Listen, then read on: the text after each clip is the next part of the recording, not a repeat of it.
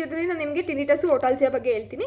ಓಟಾಲಜಿ ಅಂತಂದರೆ ಕಿವಿ ನೋವು. ಅದರಲ್ಲಿ ಎರಡು ಥರ ಇರುತ್ತೆ, ಪ್ರೈಮರಿ ಓಟಾಲಜಿಯ, ಸೆಕೆಂಡರಿ ಓಟಾಲಜಿಯ. ಪ್ರೈಮರಿ ಓಟಾಲಜಿ ಅಂದರೆ ಕಿವಿಯಲ್ಲೇ ಪ್ರಾಬ್ಲಮ್ ಇದ್ದು ಕಿವಿ ನೋವು ಬರೋದು, ಕಿವಿ ಮಧ್ಯದ ಕಿವಿಯಲ್ಲಿ ಮಿಡಲ್ ಇಯರಲ್ಲಿ ಫ್ಲೂಯಿಡ್ ತುಂಬಿಕೊಂಡಿರೋದು, ಇಲ್ಲ ಅಂತಂದರೆ ಎಕ್ಸ್ಟರ್ನಲ್ ಆಡಿಟರಿ ಕೆನಾಲಲ್ಲಿ ವ್ಯಾಕ್ಸ್ ತುಂಬಿಕೊಂಡಿರೋದು, ಇಲ್ಲ ಅಂತಂದರೆ ಏನಾದರೂ ಫಾರಿನ್ ಬಾಡಿ ಇರೋದು ಎಕ್ಸ್ಟರ್ನಲ್ ಆಡಿಟರಿ ಕೆನಲ್ಲಿ, ಇದೆಲ್ಲ ಇದ್ಬಿಟ್ಟು ನೋವು ಬಂದರೆ ಅದು ಪ್ರೈಮರಿ ಓಟಾಲಜಿಯ. ಅದಕ್ಕೆ ನೀವು ಅದನ್ನು ಕಾಸ್ನ ರಿಮೂವ್ ಮಾಡಿದರೆ, ಅಂದರೆ ಕಾಸ್ ಏನಿದೆ ಅದಕ್ಕೆ ಟ್ರೀಟ್ ಮಾಡಿದರೆ ಸರಿ ಹೋಗುತ್ತೆ. ರೆಫರ್ಡ್ ಓಟಾಲಜಿ ಅಂತಂದರೆ ಬೇರೆ ಕಡೆ ಎಲ್ಲೋ ಪ್ರಾಬ್ಲಮ್ ಇರುತ್ತೆ, ನಾವು ಅದಕ್ಕೆ ಸೇಮ್ ಡರ್ಮೆಟೋಮ್ ಸಪ್ಲೈ ಮಾಡ್ತಿರೋದಕ್ಕೆ ಕಿವಿ ನೋವು ಬರುತ್ತೆ, ಅದನ್ನು ಅದು ರೆಫರ್ಡ್ ಓಟಾಲಜಿ ಅಂತ ಕರೀತಾರೆ. ಎಕ್ಸಾಂಪಲ್ ಪಿನ್ನಾಗಿ ನೀವು ನಾವು ಹೆಂಗೆ ನೆನಪಿಕೊಂತಿರೋದು LAG, ಸೆವೆಂತ್ ಕ್ರೇನಿಯಲ್ ನೋವು ಆ್ಯಂಡ್ ಆರ್ನಾಲ್ಡ್ಸ್ ನೋವು. LAG ಅಂತಂದರೆ ಲೆಸರ್ ಆಕ್ಸಿಪಿಟಲ್ ನೋವು, ಆರಿಕ್ಯುಲೋ ಟೆಂಪೋರಲ್ ನೋವು, ಆ್ಯಂಡ್ G ಅಂತಂದರೆ ಗ್ರೇಟರ್ ಆರಿಕ್ಯುಲರ್ ನೋವು. LAG ಆರಿಕ್ಯುಲೋ ಟೆಂಪೋರಲ್, ಲೆಸರ್ ಆಕ್ಸಿಪಿಟಲ್ ನೋವು, ಆರಿಕ್ಯುಲೋ ಟೆಂಪೋರಲ್ ನೋವು ಆ್ಯಂಡ್ ಗ್ರೇಟರ್ ಆರಿಕ್ಯುಲರ್ ನೋವು. ಆಮೇಲೆ ಸೆವೆಂತ್ ಕ್ರೇನಿಯಲ್ ನಾವು ಫೇಶಿಯಲ್ ನೋವು. ಆಮೇಲೆ ಆರ್ನಾಲ್ಡ್ಸ್ ನೋವು ಅಂತಂದರೆ ಗ್ಲಾಸೋಫೆರೆಂಜಿಯಲ್ ನೋವುದು ಆರಿಕ್ಯುಲರ್ ಬ್ರಾಂಚು ಆರ್ನಾಲ್ಡ್ಸ್ ನೋವು, ಆರಿಕ್ಯುಲರ್ ಬ್ರಾಂಚ್ ಆಫ್ ವೇಗಸ್ ನೋವು, ಸಾರಿ.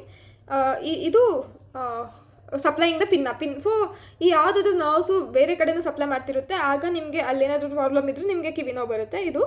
ಅದು ಬಿಟ್ಟು ಟಿನಿಟಸ್ ಅಂತ ಬಂದರೆ ನಿಮಗೆ ಆಚೆ ಕಡೆ ಏನೂ ಸೌಂಡ್ ಇರಲ್ಲ, ಆದರೂ ನಿಮಗೆ ಬಸ್ ಅನ್ನೋದು, ಗುಯ್ ಅನ್ನೋದು ಏನಾದರೂ ಒಂದು ಸೌಂಡ್ ಕೇಳಿಸ್ತಿರುತ್ತೆ, ಅದನ್ನ ಟಿನಿಟಸ್ ಅಂತ ಕರಿತೀವಿ.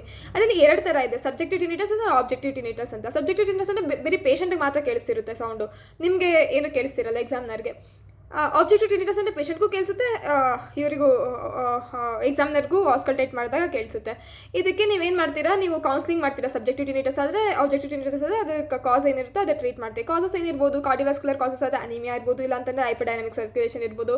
ಫಾರ್ಮಕಾಲಜಿಕಲ್ ಕಾಸಸ್ ಅಂತಂದರೆ ಆಟೋಟಾಕ್ಸಿಕ್ ಡ್ರಗ್ಸ್ ಇರ್ಬೋದು, ಇಲ್ಲಾಂತಂದರೆ ಈ ಓಟಿಕ್ ಕಾಸಸ್ ಅಂತಂದರೆ ಅಲ್ಲಿ ಫ್ಲೂಯಿಡ್ ಇಂದ ಮಿಡಲ್ ಇಯರ್ ಆಗಿರ್ಬೋದು, ಇಲ್ಲ ಫಾರಿನ್ ಬಾಡಿ ಏನಾದರೂ ಒಂದು. ಮತ್ತು ವ್ಯಾಸ್ಕ್ಯುಲರ್ ಕಾಸಸ್ ಅಂತಂದರೆ ಗ್ಲೋಮಸ್ ಟ್ಯೂಮರಲ್ಲಿ ಬರುತ್ತೆ, ಅದು ಪಲ್ಸಟೈಲ್ ಟಿನಿಟಸ್ ಅಂತ ಕರಿತೀವಿ. ಅದು ಹಾರ್ಟ್ ಬೀಟ್ಗೆ ಸಮವಾಗಿ ಸಿಂಕ್ನರೈಸ್ ಆಗುತ್ತೆ. ಇದು ನೀವು ಏನು ಕಾಸ್ ಇದೆಯೋ ಅದನ್ನ ಕಾಸ್ನ ಟ್ರೀಟ್ ಮಾಡ್ತೀರಿ in case of objective. In case of subjective ಆದರೆ ಟ್ರೀಟ್ಮೆಂಟ್ ಕೌನ್ಸಿಲಿಂಗ್ ಮಾಡ್ತೀವಿ ಅಷ್ಟೇ. ಇದು all about tinnitus and otology. If you find this video helpful, like, share, subscribe ಮಾಡಿ ಮತ್ತು ಮೋಟಿವೇಟ್ ಮಾಡಿ ನಮಗೆ.